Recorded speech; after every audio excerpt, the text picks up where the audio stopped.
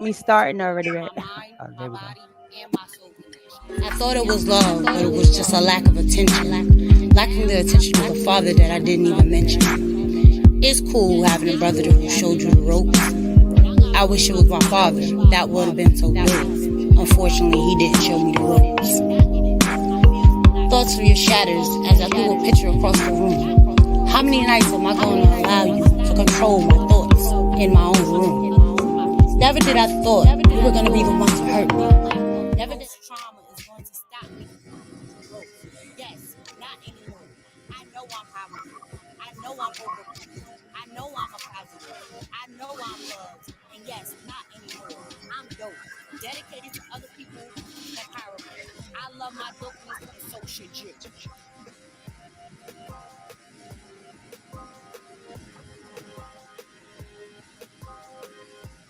Greetings. I am your host, Sheena Goodine with Rock Truth Radio. Welcome and thank you for joining us as we rock truth for absolutely nothing at all. We live in a society today where truth, even before our very eyes, is constantly questioned, criticized, and altered to fit a person's ideology of God, original intent for the kingdom and for mankind. We believe that the Bible of our kingdom constitution is inspired, inflated, inherited, and finally authorized for all. Rock Bottom is founded on He who is the original point of reference for all things to come through eternity. The Rock Bottom podcast is a cross cultural response to the generation's economy and social injustice of the kingdom women in today's society. Rock Bottom is established for each one, reach one, to teach one of the lost ox of embodied of inherited children's daughter. Therefore, expose the hidden in plain sight, assassin attempt on the kingdom morals, integrity, and the glory of her identity. Ultimate healing the broken love language between kings and his queens by applying the kingdom principle, revelation, and knowledge. The podcast seeks to inspire, enlighten, and highlight upcoming and established local queens and kings of the character, while also promoting Black consistency and awareness of not only who we are, but whom we belong to. It's an absolute a kingdom renaissance. Hello, hello, fellow rock troopers. How are we doing today? Hello, hello, everybody. Welcome to Rock Bottom, where we don't look like we've been through. I hope everybody had a great week. I know it might have been a long week, but I hope everybody had a great one. You know, it is soon about to be the 4th of July, so I hope y'all is, relaxing for the weekend, chilling and stuff. And, today I would like to just say hello. I know it's been a while. I haven't seen y'all in a while. 2 weeks be seem really, really long, you know, and it's just really, really interesting. Yeah, that is my album, actually. That is just playing. How we doing? Hello. Hi. I just had my whole album going on over there. Yeah, because I was Yes. listening to a little background music, and we I need to love promote it. the album. We got to promote I our love album. it. Why not? Listen. Why not? Why not? Right. Yeah. Listen. What was your thoughts of the whole album, actually? This is one of my favorite tracks, and then I think it just in general, just the idea of taking spoken word. This is not the first time I've ever heard this with spoken word and music, but I enjoy the fact that you went on ahead and you did your take on it, right? Yes. But again, like this is one of my favorite tracks, and I'm gonna be honest, haven't listened to the entire thing other than just in the background because I normally just have it playing. Yeah. Just as like my chill out music. But to sit down and listen to it, you always got a great message. So that's the greatest part about it. True. A lot of people tell me this seems to be their favorite track. I Am She. And I I Am mean, what it She. is, it's just got a catchy little beat to it, and we can hear like the way what you're talking about in this one. This is I'm being interrupted, but It's one of okay. You, the you you know how the children's do. right, one of the things that I did find interesting in this particular piece was you just telling your story. Just telling your story about some of the things that you've been through, and just how difficult it can be, you know. And so, if there's nothing else, that just shows you that this is who we are, you know. You're Right. gonna have trials, you're gonna have tribulations. Allow it, be it, and move on from it. So, Right. And today, like Miss Quenisha, like she's gonna tell her truth. ooh, Yeah. And that's why it's just great that you know how it says, I am she. yeah. Well, while So she's doing Quenisha, that, let me go see what's going on with this real quick. okay. Hi Q. Hi Dom. How we doing today? We Great. doing powerful. We doing powerful. Powerful. Yeah. Oh, I love it. I love it. So, guys, we have my sister Q in the building. We have my brother Dom in the building. Listen, it's about to be absolutely the bomb. To So, load to Q, that can you? power. Absolutely. That's how we got to do it. So, Q, can you introduce yourself to the Rock Bottom podcast crew? Okay, not a problem. Well, my name is Quanisha Swiggett. From Chester, PA. Um, what else can I tell you about me? She's a um, powerful woman. Right. I was recently, I was diagnosed with end-stage renal failure in 2018. Um, I started my foundation, Fight for Nisha Kidney Foundation, not just to help me, but to help others as well. I guess the biggest reason why I wanted to start this foundation is because I went through the personal experience of battling depression with this and also financials and everything else like that all rolls together as a recipe for kidney failure, but also just to be a big support. I'm so big with the Black community. And that was something that I was doing before kidney failure. But when I got sick, I had to, you know, step aside just a little bit because I had to focus on getting my health back in order. I never gave up or anything like that, and I will return. But until I can get a kidney, which I am on the donor list, um, my biggest focus is this. But my main focus will be Fight for Nisha because um, in the Philadelphia region alone is 5,000 people that is waiting for a kidney, and Wow. some of them won't be able to even get a kidney. Right. Um, I had one girl that, because I have a blog, that stated on my blog that her mom was in kidney failure.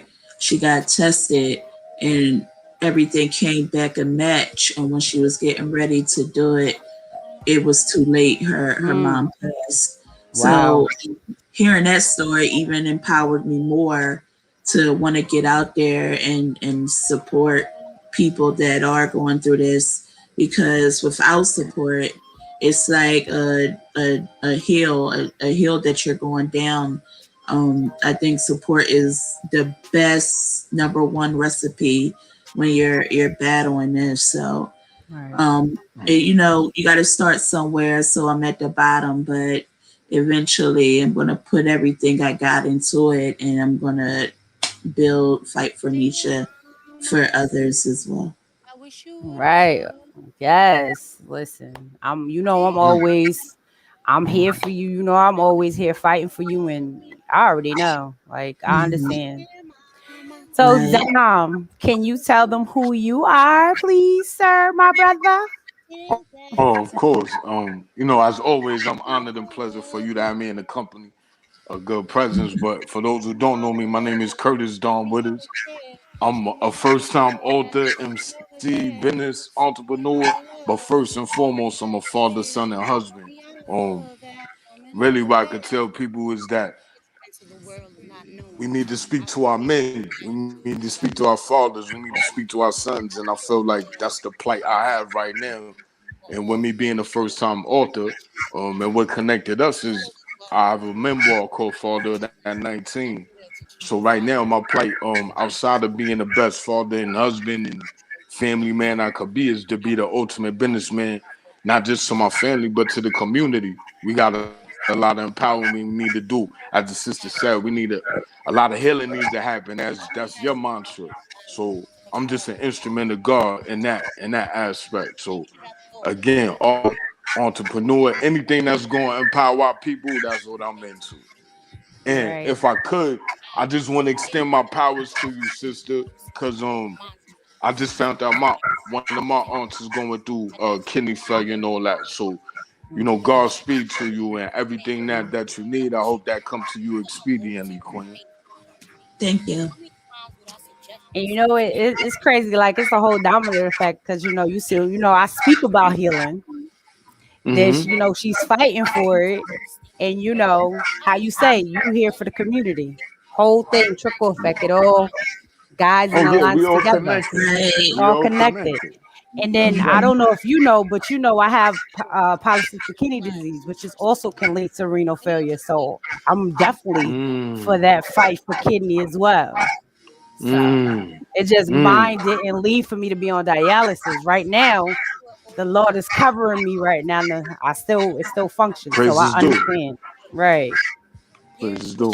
So next question. So um Quinasia, so can you tell them a little bit about your foundation and how did you get into starting this foundation and everything behind it? Okay, so let me tell you my story on how Fight for Nisha came along. Okay. So I told you in 2018, I was diagnosed with end stage renal failure. It was a normal day for me. I mean, like anybody, you go to work because, bills got to get paid, those things. I get a call from my doctor stating, stop what you're doing and head to the emergency room. You get something like that from your doctor, it got to be serious. Like, you know that. So I did what he did what he told me. I'm sorry. I left. Okay. But even when I left, before I got off the phone with him, he told me that my creatinine was 12. Now, for those who don't know what creatinine tells them where your kidney function is at. A normal creatinine level is between 0.5 and 1, and mine was 12. And when he got the numbers, he couldn't believe it because I'm sitting up here functioning. I'm walking, I'm talking, just normal. So I left driving to the hospital. I'm like, it got to be a false reading because if it's 12, then I should be this way, I should be that way. We get to the emergency room. The emergency doctor gets the report from my primary physician where he sent the paperwork to the hospital. He looks at it. Emergency doctor said, nah, this got to be a false reading. So he did blood work and he rechecked it. It came back again at 12. And they like mind blown. Like, why are you, in good shape? You should be laying half dead somewhere. So they admitted me in the hospital right away and they tried to reverse the numbers through fluid, try to bring the numbers back down. After a couple of days, it didn't work and they declared that the kidneys were dead and dialysis had to be started. But we didn't start dialysis right away because I was fine. I was moving around. I'm ready to get out of this bed and go home. Like, I'm not supposed to be here. So, around the holiday, which was Thanksgiving, that is when I became ill. I started vomiting. I started just pretty much felt bad. I couldn't eat nothing. Smells made me vomit. I was in the bathroom every 5 minutes. I went uremic. Now, uremic is something that when the kidneys pushes things out of your body that is no longer needed, it manages your fluid intake, everything. But once the kidneys are bad and it can't do that anymore, then whatever you eat it builds up into your bloodstream, and there is toxins that can't be released. So my body was full of toxins that couldn't push its way out. So that's what caused me to start throwing up, and in the midst of me like throwing up food, because at that time I couldn't eat nothing. There was no more food in my system. Mm. So now I'm starting to throw up bile. Bile is something that your liver produces, Mm. and I'm throwing up bile now. So they didn't wait until after Thanksgiving. They immediately started dialysis. But I'm home every 5 minutes throwing up, running to the bathroom, running to my bed. Until at the point I just said, I'm just laying here by the bathroom toilet because it's coming again. So that's where I was at. I had I was 167 before I got sick. So I dropped down to 115 within those days because of all the vomiting and everything as such. Um, so they started dialysis, but even then, I'm peritoneal. Peritoneal is when you get dialysis through the stomach, through fluids through the stomach. But they also have dialysis, which is hemo, and that's through blood, where people go into office Monday, Wednesdays, or Fridays, and they get treatment. Mine is done every night. So I am on a machine every night for 9.5 hours. And that machine serves as my kidneys to filter whatever I eat out, and produce and pushes the fluid out that is not needed anymore. So Mm. even when I was going to the office for treatment, I was so bad off sick that I couldn't do it. That someone had to do it for me. So fast forward to dealing with dialysis, I was still oblivious to what was going on. I didn't accept what was going on. I was like, nah, this is not for me. This is not me. I'm going to get better. I don't need this. So things started to get worse. Um, I was I was finishing up my bachelor degree at Lincoln University, and I had to come out. I had to come out because of the fact that fluids start to build up in my lungs, and it made it so hard for me to take 5 steps, yet alone walk across campus. Um, my professor seen what was going on, and she called for a site evaluation that they have at the school. And I got a call, well, I got an email stating that I couldn't return to class until I see the psych doctor. I goes to them. Of course, I'm telling them I'm fine. Yeah, yeah, yeah, no problem. Because at that time, like, you don't know what I'm going through. I'm not going to sit here and tell you what I'm going through. I'm fine. Eventually, I came out of school because my professor told me that your grades are dropping, and I will have to still grade you accordingly. And she didn't want to give me a grade that she thought that wasn't fair to me because of what I was going through. So I came out of school, and then next, and that made me feel so bad. Um, I came out of school, then I had to come out of work. I came out of work as well. Um, Me coming out of work, um, that had to happen because I couldn't perform my duties 100%. And I was working in the nursing facility. So you know how that goes. Um, so I came out of that. Depression started to hit. Um, I was told that I had to see a psych specialist, and I did go see the psych specialist, but that didn't work out for me, so I decided not to go anymore. When I decided not to go anymore, um, Jefferson kicked me off the transplant list. Um, Wow. yeah, I got kicked off the transplant list because psych doctor said I refused to go. Um, so I had to wait a whole year before I can get back on the transplant list. And by the time that whole year came around, that's when COVID hit.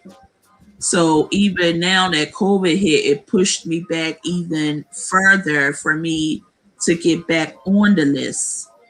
I had to go through all the blood work again. Like they check you for everything. They had to draw 25 tubes of blood from me. Um, and I had to get all these tests to be even considered to be placed back on the transplant list. During that time with battling kidney failure, I went into some serious depression to the point that I didn't get out of bed. All the lights would be cut off in the house. I didn't answer my telephone, and I just would cry every day. Like I don't think people realize they haven't been through it. It's like when someone going through it, and even if you're battling depression, I always relate to that. It's like your day is always moving in slow motion while everybody else move normal. And Right. it's not that you don't want to be that way, but you can't figure out how to get out of this mental restraint. Mm-hmm. And that's what happened. I was starting to have visual hallucinations where I would see things, and um they placed me on depression medication. But even the depression medication didn't start working right away. So visual hallucinations, I wasn't sleeping at night. So I just looked bad all over. I mean, I'm pretty sure if people didn't know who I was and see me, they would have been like, something wrong with her. Like, but in reality, it was something wrong with me. Yeah. Life hit. Yeah, life really hit, and it hit hard because Mm-hmm. now not only that I have to get my health together, and I'm having doctors, more than 3 doctors. I have about 8 doctors that is checking for cardio, Right. kidney. They have to be on top of these things. They're in my ear. I can't breathe. I can't focus. And that's what it was. Everything was so negative. I couldn't focus, and I didn't give a damn what these doctors was telling me. Like Mm-hmm. I was at the point that I was asking death to come get me. I'm like, wherever you at, come get me. I'm knocking on a door. I want to go. I can't do this. This is too much. I laid on my living room floor, and I just sat there and cried. The only thing that really brought me out of it, because when I closed my eyes, I seen my nieces and nephews' faces. But I was ready to give up, and I know that sounds like very selfish, but I felt like no one understood the pain that I am in. Mm-hmm. And um, so I had reached out to one of my friends that I went to school with because she had lupus, and she went into kidney failure as well. And I think her story is much worse than where mine at, but she eventually got a kidney. So I I had to start thinking positive, and I leaned on her for support because I was like, all right, well, we the same age. She got Right. out of it, then I can get out of it. Like, and I started taking the depression medicine because um, I guess doctors have a way of finding out if you got the depression medicine by looking into the pharmacy thing to see if it was picked up. And the first time I told her, yeah, I picked the medicine up, but then it shows that I never picked the medication up. Gotcha. So I did pick the medicine up, and I started taking it. But it with depression medicine, it's not like a magic pill that happened overnight. It is a pill that had to build up in my system from time to time. So it take about 2 weeks, maybe three, for you start to see things differently. Um, so once I started taking the depression medicine, I started to focus a lot better. I started to try to stay on a positive note. And I'm not saying that I didn't slip sometimes, Well, as have humans, these we do. days. Yeah, but I tried to stay more positive. And I remember laying in bed one night and I just woke up 3 a.m. and the first words that uttered out my mouth was fight for Nisha. And me personally, I get all my thoughts come morning time, like 3 a.m. Mm-hmm. So I tend to write things down when my thoughts start kicking in. And I'm like, well, fight for Nisha. Like, you have a background in psychology, you can do this. Like, and I'm like, Right. you can do this. So I said, yes, fight for Nisha. I always wanted to help people. I'm always big in the Black community. And I Mm-hmm. think, even venturing out before this happened, I always know that depression hit hard in the Black community. And Right. we don't, as Black people, tend to not want to get help because we ashamed that they call us crazy and all Right. these other words like you depressed because of this.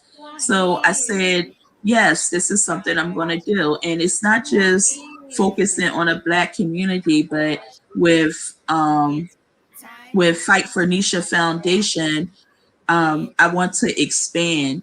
I want Okay. a lot of people to know that there's support out there. There's hope.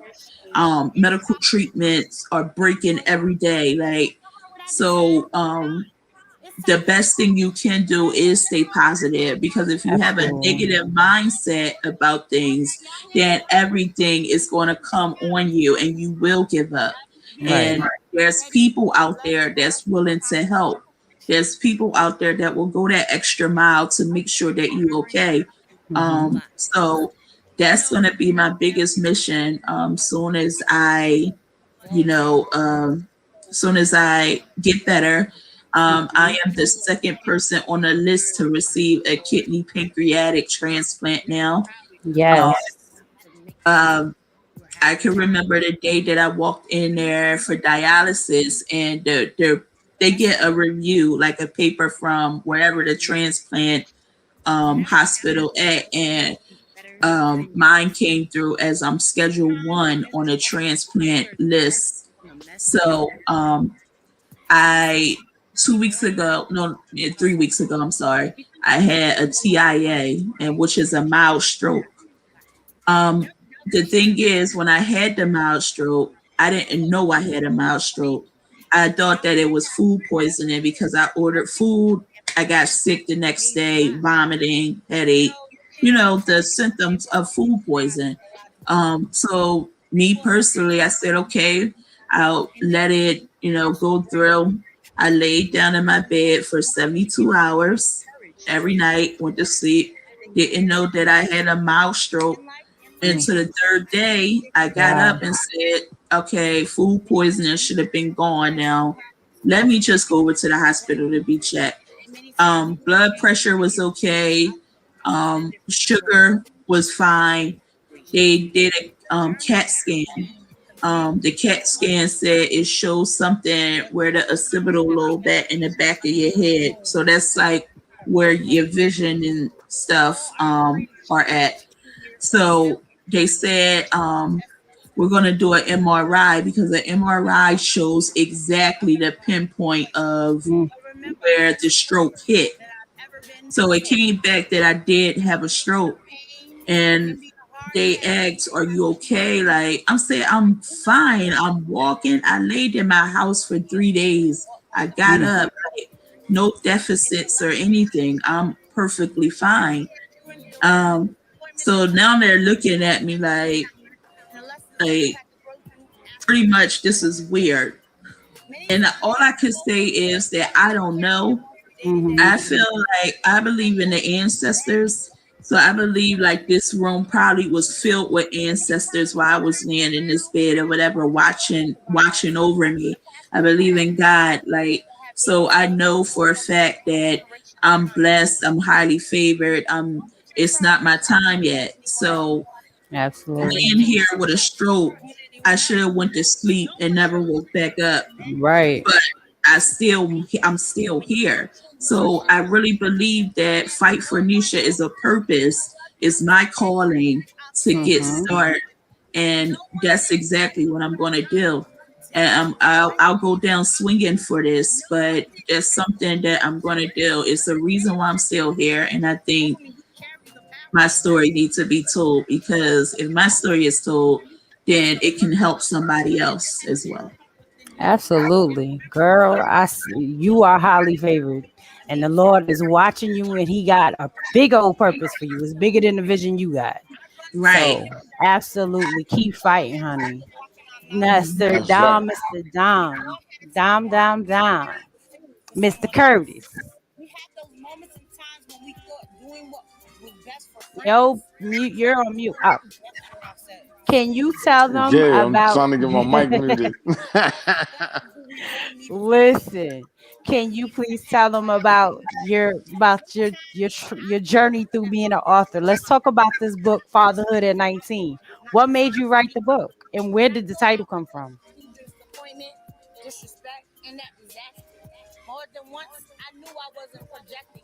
Mm.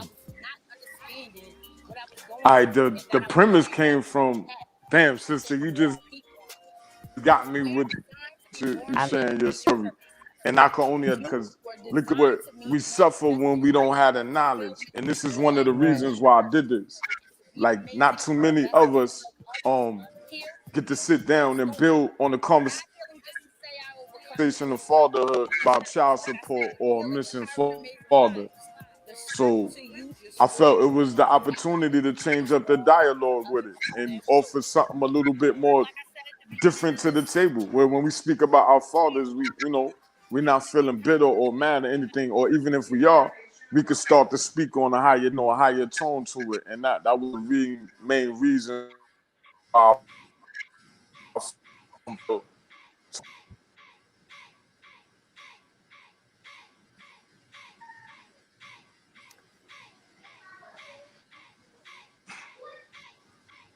Did he freeze on us?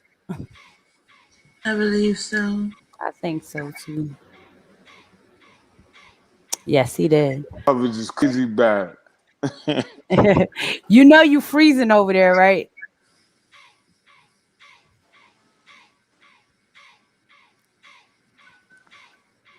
Yeah, my coverage is crazy. Yeah, I'm moving like I'm a pop locker over here, man. Where I'm at, my internet is right now, but I ain't gonna miss out on this opportunity. But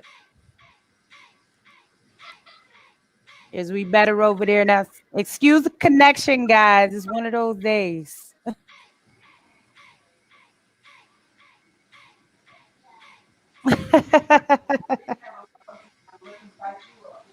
You, Dom, you all right over there? You got it? Amazing No, lives. You know, when you think no. of that word healing, it takes so much involvement and it's so proclaimed to individuals. So cute. You know, like So parents Dom say, can get his you're connection together over there. ugly, Um, what's your next step with your nonprofit? Okay, so right now with my nonprofit is where you have to crawl before you can walk. I'm assuming everybody know that saying. Um, right now I started a Facebook blog where I write down things educational or personal, like what I'm battling, and everybody else can write it down till that Mhm. join. Or even if you have questions about it, I'll answer them to the best of my ability. If I can't answer the proper question, I will get the information for you and get it out to you. Right now we're at this stage like I have bracelets that that say "Fight for Nisha" on there, Yeah. and on the back it has a lion. Um, and we're coming out with shirts as well. Our t-shirts haven't hit yet, but they Right. will in about a next week or so. So the bracelets are 7 and the t-shirts will be 25, and all the donations goes into the Fight for Nisha account. Mm-hmm. And what we're basically doing is just building money, building money, building money, building money, Yeah. um, to start something.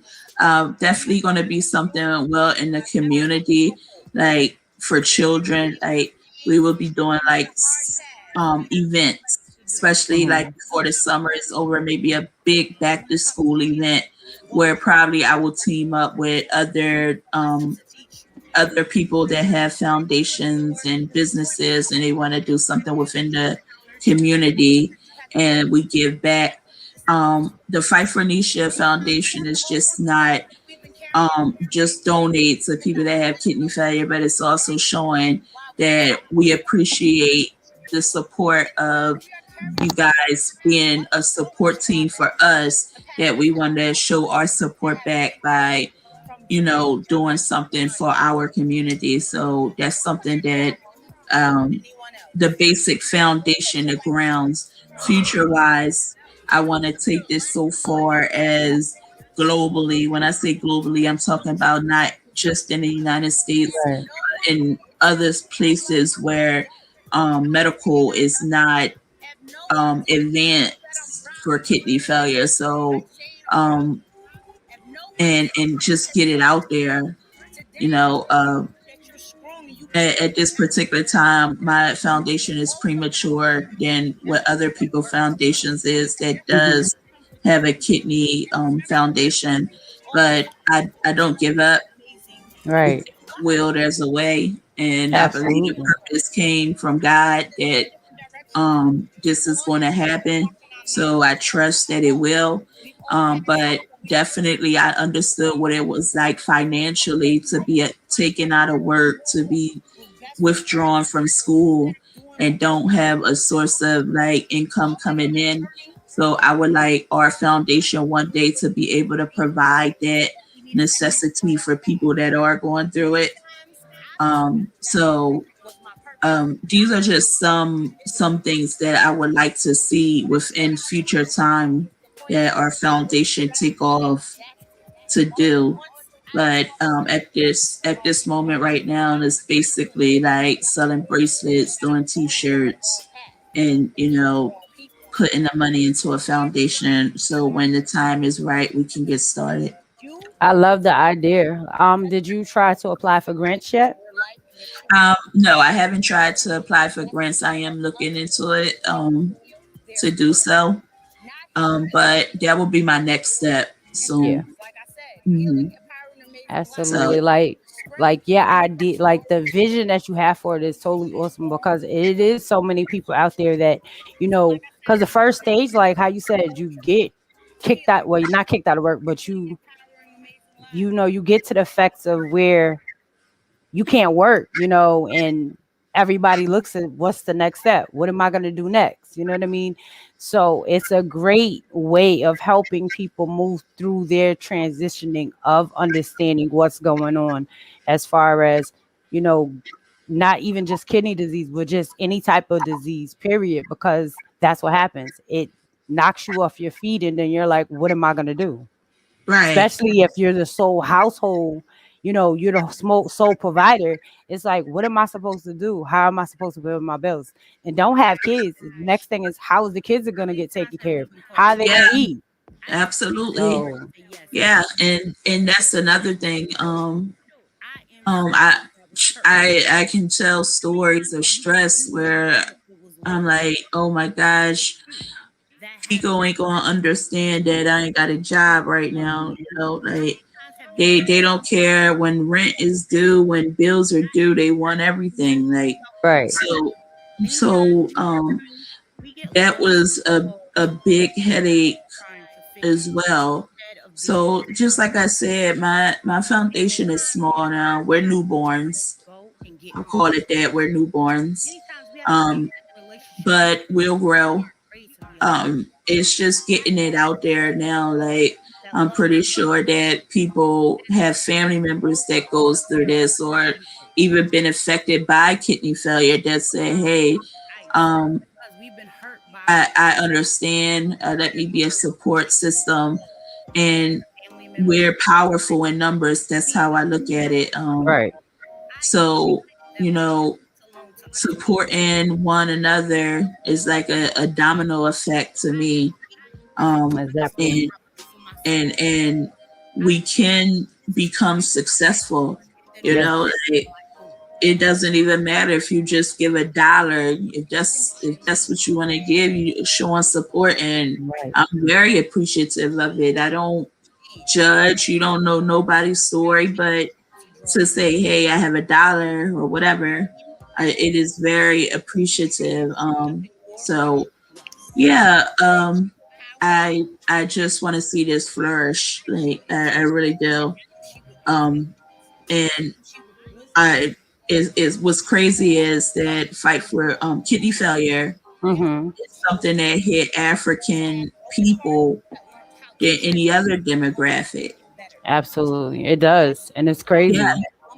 and I the thing is, it's just not about wanting donations and buying Yeah. bracelets and buying T-shirts or anything, but it's also that I prefer to put this message out there, like, hey, look at me, look at all the stuff that I'm going through. If you have time to change your diet, Right. change what you're doing, do that, because when you go into kidney failure, it's not a walk in the park. It's something that is hard. You see a machine every day, every night. You see boxes, loads of boxes that they bring in here every month for you just to live. And if you refuse to do treatment, then you can be dead within a week time. Like, Right.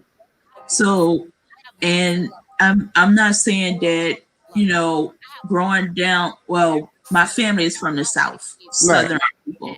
So, all their cooking is nothing but fatty, cholesterol, high type food. Baked macaroni and cheese, hot tiles of butter, shortening, because in the South, that's what they use. They don't use like vegetable oil or canola oil like Well, I that. think it depends on the people. My mom used vegetable oil. I mean, I've seen the shortening and all that because I was from South Carolina, so it just depends on who's cooking. But I get what you're saying, though. Yeah. Well, my grandmother's side of the family is from Hopkinsville, Kentucky. Mm-hmm. So when we went down there, it was shortening that was Yeah. used for certain things. A lot of pork and stuff that really shouldn't be consumed like almost every day, maybe once in a blue. Right. But um, Southern cook styles. And when you have people that cook that way, it's kind of hard for them to transition to something that is more healthier. But what they Mm-hmm. don't realize is it don't even have to affect your kidneys. It can affect your heart. Like Yeah. it High can hit blood any pressure. organ, high blood pressure. And I keep telling people, Black people are one of the highest in, in diabetic, Mm-hmm. high blood pressure, and they come together, and cholesterol, all three Yep. they triplets. Once you get diabetes, then high blood pressure come, and so do cholesterol. Yep. And people don't realize that. And so now you have a triple whammy in a sense that your kidneys will be taken out. Yeah. So, and I think as some of us African people, we don't believe it until it hit us, and now Mm-hmm. we're like, oh, I can't believe this. I don't understand. When the message was out there long enough for you to, change your ways. We Right. don't even exercise as African people like that anymore, right? And that's another thing. So my message is to get all this out there, all of it, It has to be. It's like a clubhouse in a dialysis place. I Yeah. can't. But I can't tell you how many dialysis places that I went into, and majority of it is black people in there. So it is sad. It's very sad. Yeah. It's sad. And medical, we already having a problem with medical in this state. So Mm-hmm. a month worth of dialysis is $100,000. Wow. So who got $100,000? $1,000. Yeah, who? That's a house. Yes, that is. That's all I'm just saying. Like, I, you Did know, you did you think about with your foundation to be able to give people like a pamphlet that gives them different eating tips, maybe exercising, just absolutely. different information? Hmm. You don't have to do extreme exercises. No one Hmm. said you had to be an athlete tomorrow. Right. No, but getting up, maybe doing a 30-minute workout, jumping jacks, the basic foundation of things, getting your body moving. Um, and there's actually good meals out there that is very, tasty, but not too big on grease. You don't have to change your diet. The thing, Hmm. the thing is, a lot of us love fried food. We love fried chicken. Trust me, I was one of them. I love fried chicken. Um, we love course baked macaroni and cheese filled with butter and all the stuff that clogs arteries. And no one's saying change your whole diet tomorrow, but we need Right. to limit it, some of those things that we consume.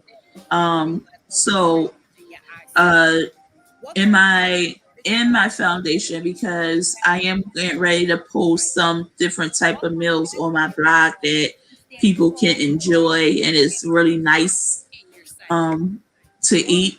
Hmm. But another thing that I have noticed with people with kidney failure, if you weren't a person that cook, if you are a person that is always on the run, then a lot of people that's always on a run settle for fast food where they can get it at, if it's a corner store or McDonald's or Donald's. Wendy's or whatever. Hmm.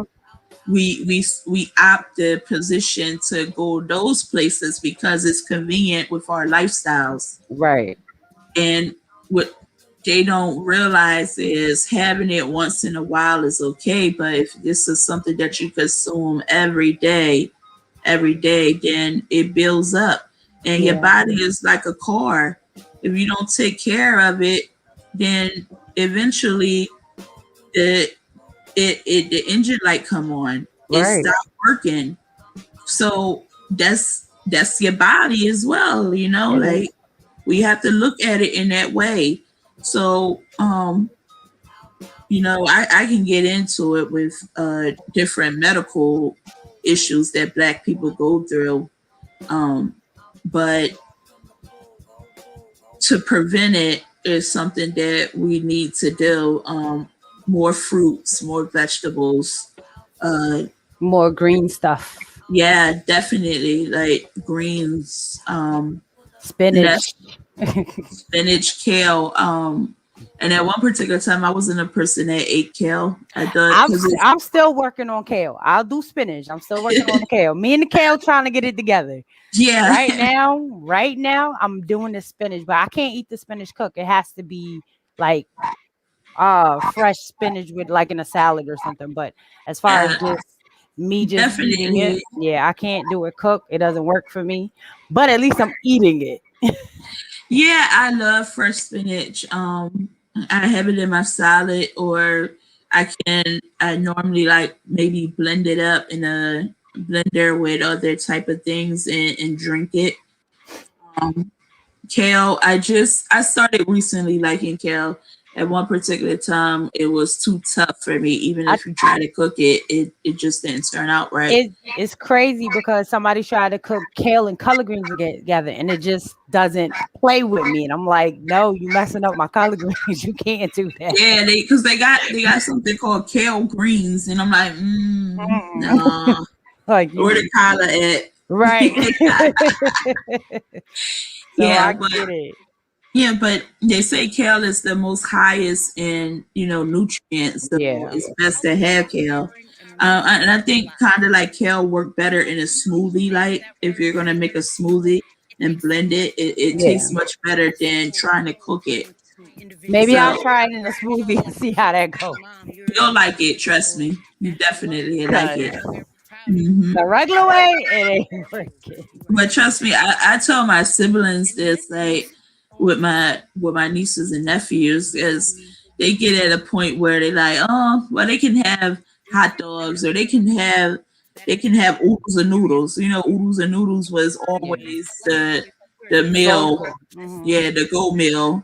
So, and I'm like, it's cool that you give that to them sometimes, but they they can't have this like every day. Right. And back in the day when we were kids, we was running up and down the street and just had to be in the house before the Yeah. lights come on. Like These these kids is kids ain't lazy. doing that. No, They they lazy. they want the game system and on their telephones. I go in my Hmm. sister house. That's where my niece on the couch on the phone watching YouTube. Like I Yeah. literally have to take the phone from her and tell her go outside and play. Like Right. go run, do Go. something, Yes.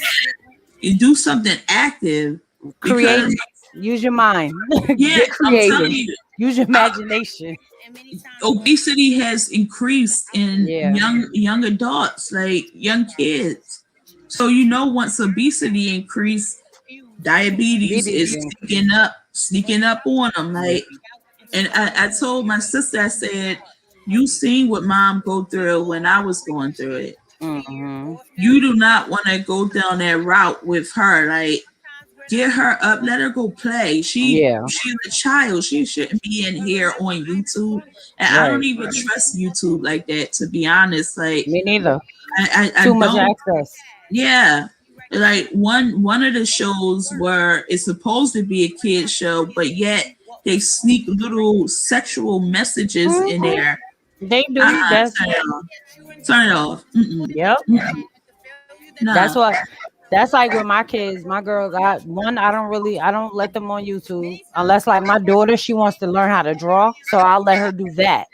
But Mm. as far as anything else, no. And most of the time, they don't have a game system like that. They don't have a cell phone. They don't have a tablet. I told them to go use your minds. Go play with your Barbie dolls or something. I don't know. Go outside, jump rope, hula hoop, Right. hopscotch, Right. chalk, draw a picture, something. Right. So I have a nephew. All he wanted to do was be under his mother. Like, uh-uh. yeah, Uh-uh. yeah. Go outside. Go do something.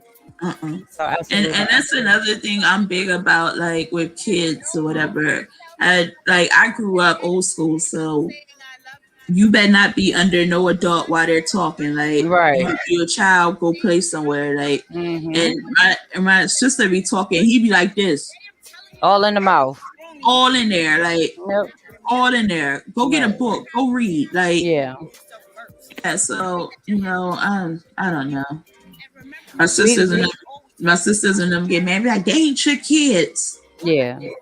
Well, they're still not going to be in here with you. Bye. Like, I definitely understand. So so can you tell the people how to find you, how to connect to your nonprofit? absolutely. Because we about to end this show for today, but we Okay. will be back. All right. So my foundation is called Fight for Nisha Kidney Foundation.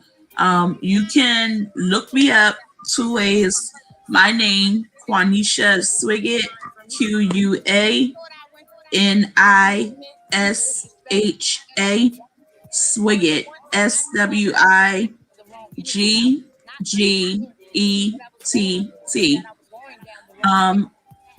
That's my regular page, and then I do have a page called Fight for Nisha. Um, and I should pull right up. On that page, you'll see a lion.